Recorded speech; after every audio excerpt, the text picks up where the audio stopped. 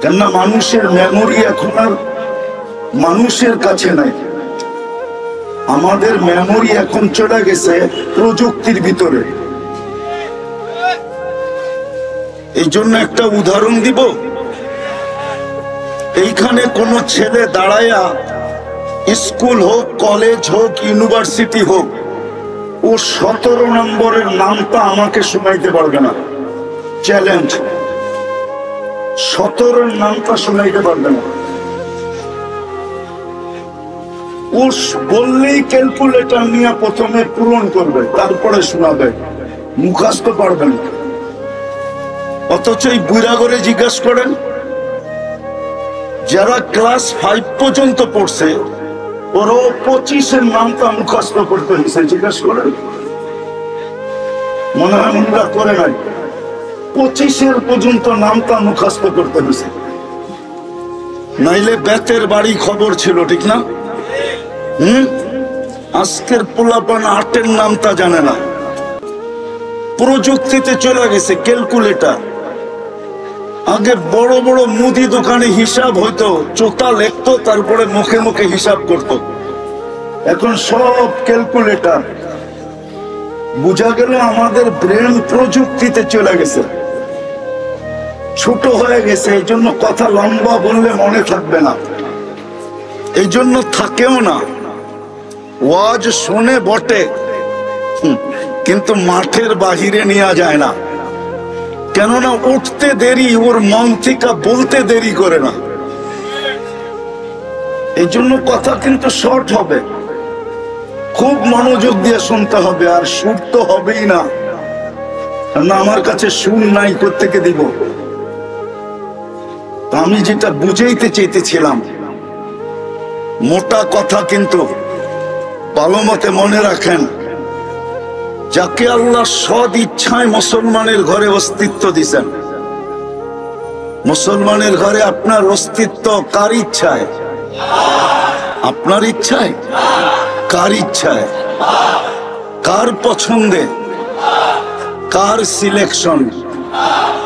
কে আপনাকে মুসলমানের ঘরে নির্বাচিত করলো? দুনিয়ার নীতি আছে, নিয়ে যাইতেছি আমি। যাকে আল্লাহ মুসলমানের ঘরে অস্তিত্ব দিলেন, আছে দুনিয়াতে নীতি আছে। অনেক সময় কেউ কিছু পছন্দ করে ফেললে বলার কিছু থাকে না। পছন্দ যদি একবার করে ফেলে, তাইলে ওইখানে বলার আর কিছু থাকে না। এরকম কিছু দুনিয়াতে আছে না নাই? আছে। জানেন, দোকানে যা বললো এটা আমার পছন্দ হয়েছে, রাখ।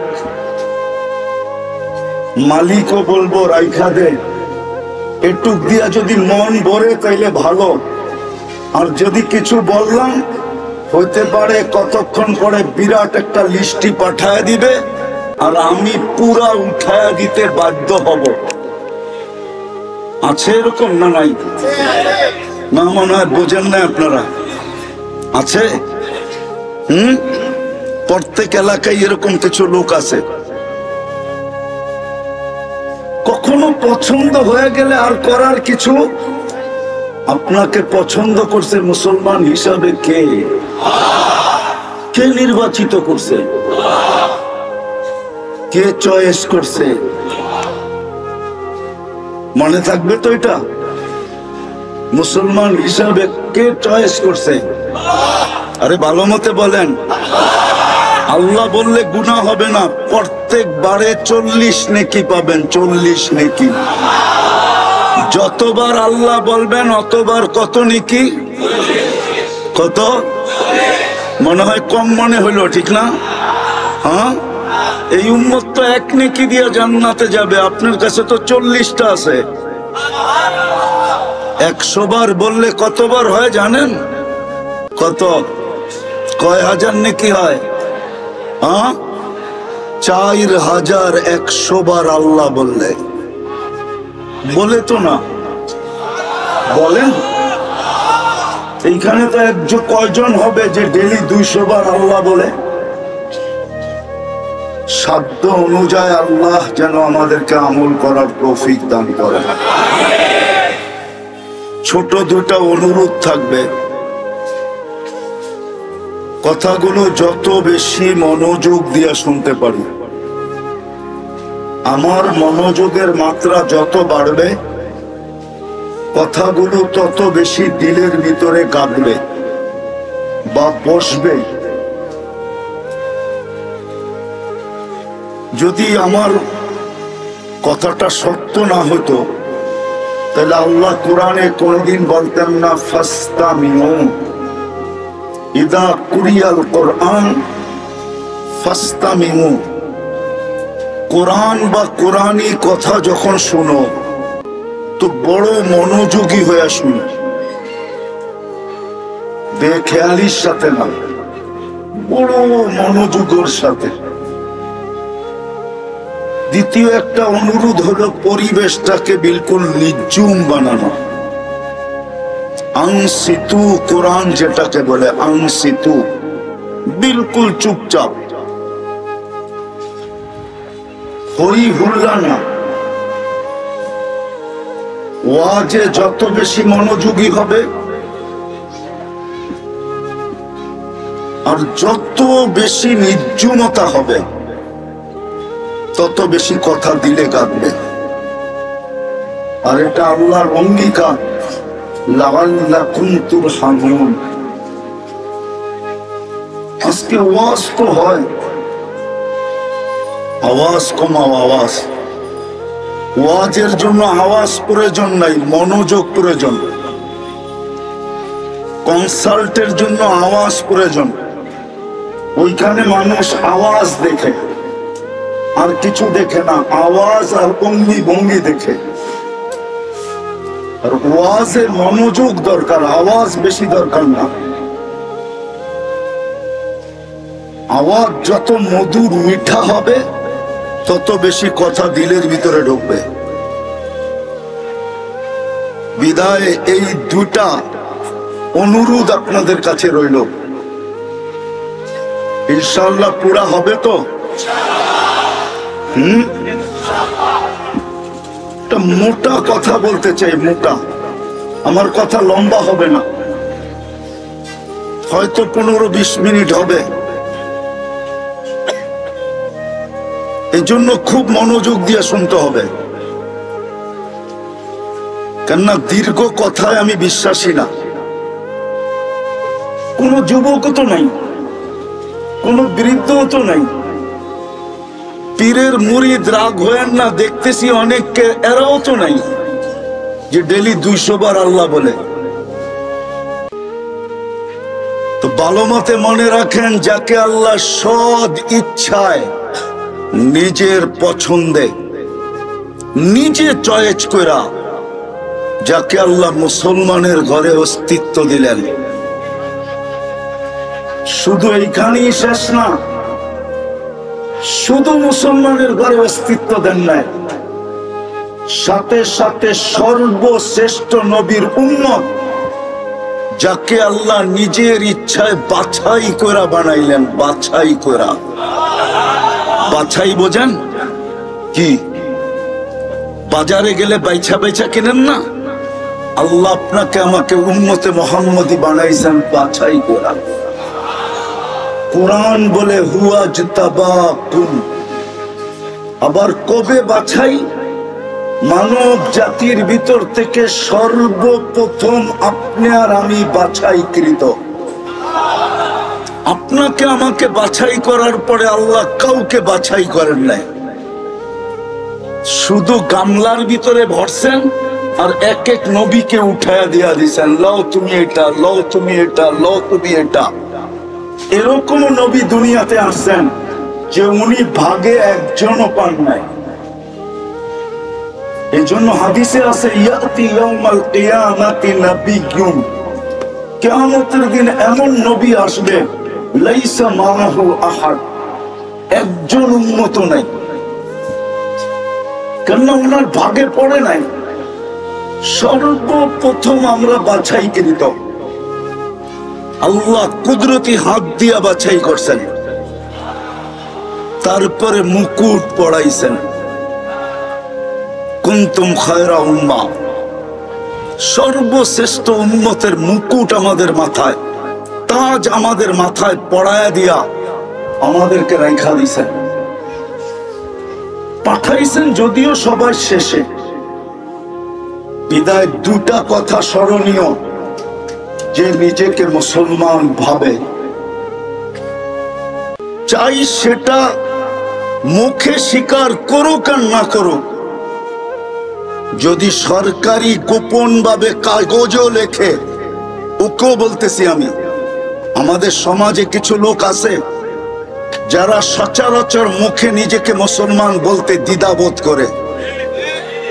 ওর চাইল চলনে বোঝা যায় না, কথাবার্তায় বোঝা যায় না, উঠা বসায় বোঝা যায় না, খাওয়া লাওয়ায় বোঝা যায় না, চলা ফিরায় বোঝা যায় না, কোথাও বোঝা যায় না সে মুসলমান।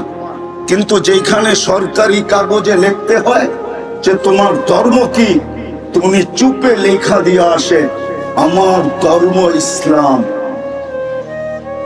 এরকম ব্যক্তিও যদি হয়, তাকেও আমি বলতেছি ভালো মতে বোঝেন। কিন্তু একটু আগেই উদাহরণ দিছি, দুনিয়ার কিছু ব্যক্তিত্ব এরকম আছে, কিছু এরকম জিনিস দুনিয়াতে আছে, একবার যদি পছন্দ করে ফেলে তাইলে ওইখানে বলার কিছু আর থাকে না, করার কিছু থাকে না, বলারও থাকে না, আর করারও কিছু কি, করারও কিছু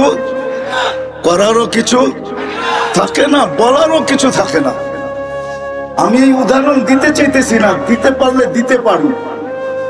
এরকম আমাদের সমাজে অহরহ ঘটতেছে যে পছন্দ করে ফেলছে, এখন করার কিচ্ছু নাই। একটা ইঙ্গিত দিলাম, যা দাম ধরবে ওই দামে দলিল করে দিয়ে আসতে হবে। মনে হয় বোঝেন নাই, মনে হয় বুঝছেন। সত্য তো, সত্য আছে এরকম। তো যাকে আল্লাহ মুসলমানের ঘরে অস্তিত্ব দিলেন, উম্মতে মুহাম্মদী বানাইলেন, ওর জন্য দুই জিনিস ছাড়া কোনো গতি নাই। দুই জিনিস ছাড়া কোনো গতি নাই। চাই নারী হোক, চাই পুরুষ হোক, চাই যুবক হোক, চাই বৃদ্ধ হোক, চাই শিক্ষিত হোক, চাই অশিক্ষিত হোক, কারণ আপনাকে মুসলমানের ঘরে আল্লাহ অস্তিত্ব দিছে। আপনি আজকে যা বলেন আর না বলেন, যেদিন জন্ম নিয়েছিলেন ওই দিন আপনার কানে আযান আর ইকামত দেওয়া হয়েছিল, প্রমাণ করা হয়েছিল আপনি মুসলমানের ঘরে জন্ম নিয়েছেন। বিধায় আমার কথাটা লেখা রাখেন, আপনার জন্য দুই জিনিস ছাড়া কোনো গতি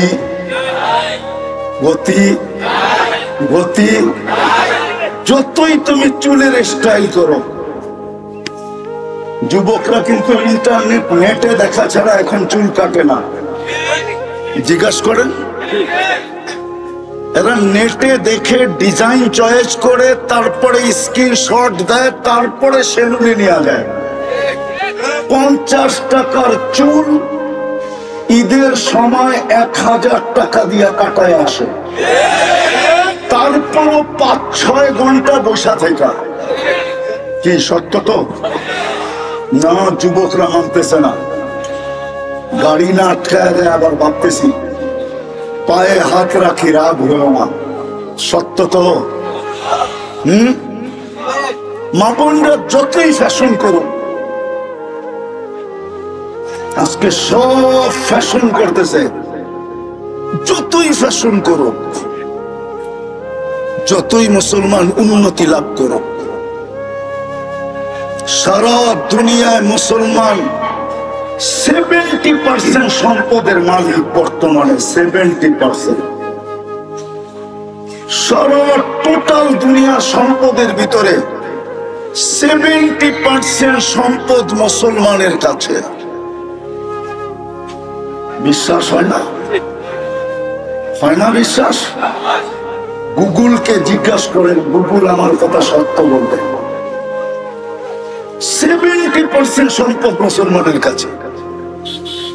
দুনিয়ার সবচেয়ে বড় টাকা মুসলমানদের কাছে। টাকা, কুয়েতের টাকার চেয়ে বড় কোনো টাকা দুনিয়াতে নাই। বাহরাইনের টাকার চেয়ে বড় কোনো টাকা দুনিয়াতে নাই। ওমানের টাকার চেয়ে বড় কোনো টাকা দুনিয়াতে নেই।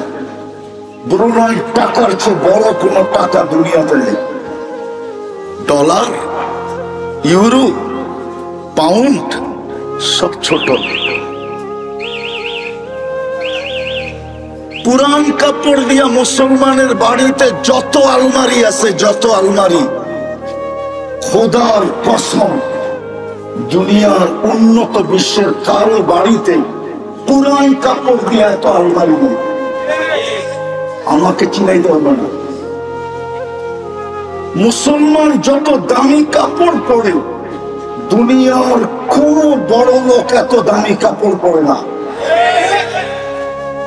যান যান যান, বেশি দূরে নিয়ে যাব না, কাছে নিয়ে যাব। বাংলাদেশের পত্রিকায় আসছিল, বাংলাদেশের কার জুতা বলে 20 লক্ষ টাকা, ঠিক না? জুতার দামই পায়ে দেয় না মাথায় দেয়? উচিত তো মাথায় দেওয়া, ঠিক না? বয়ে মনে হয় দেয় না, ঠিক না? যে মাথায় দিলে বলবে পাবনা নিয়ে যেতে হবে, ঠিক না?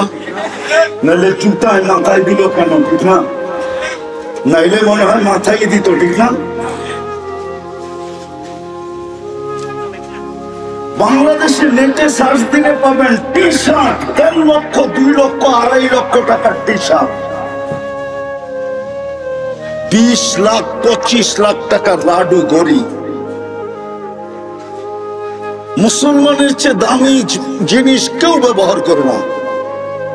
যুবকরা যদি বিশ্বাস না করো, তোমার মোবাইলে যদি নেট থাকে, তাহলে তুমি দেখো বিল গেটসের একটা শার্টের দাম কত, নেটে দেওয়া আছে।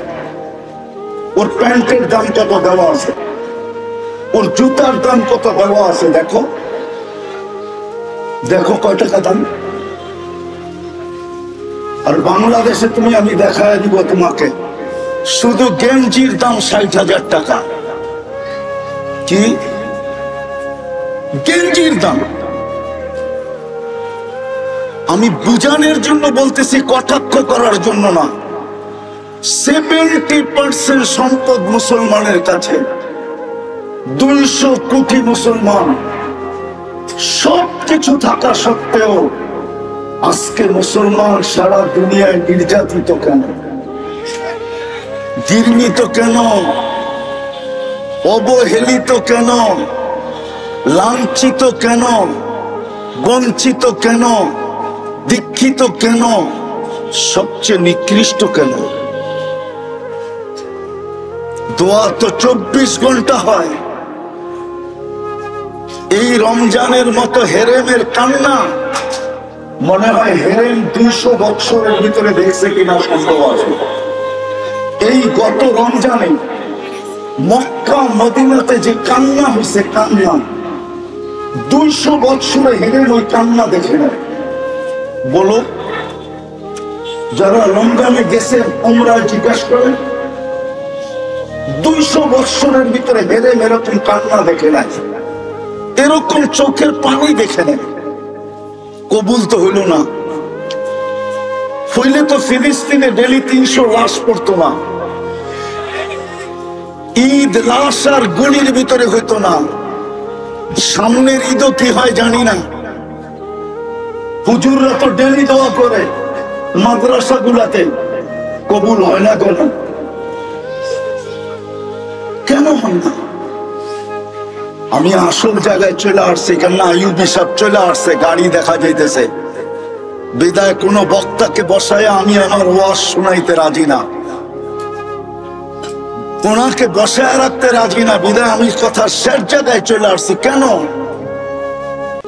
কেননা যে মুসলমানের ঘরে জন্ম দিল আর উম্মতি মুহাম্মদী হলো, দিলের ভিতরে গাইখা নেন, আপনি যত উন্নত হন, যত আপডেট হন, যত স্মার্ট হন, যত টাকার মালিক হন, যত কিছুই হন, দুই জিনিস যতক্ষণ পর্যন্ত না হবে ততক্ষণ পর্যন্ত এখানেও সুখ না, ওইখানেও সুখ না। এইখানেও সুখ মিলবে না, ওইখানেও সুখ মিলবে না। আজকে আমরা দুইজনকে কাঁদায় ফেলছি, দুইজনকে।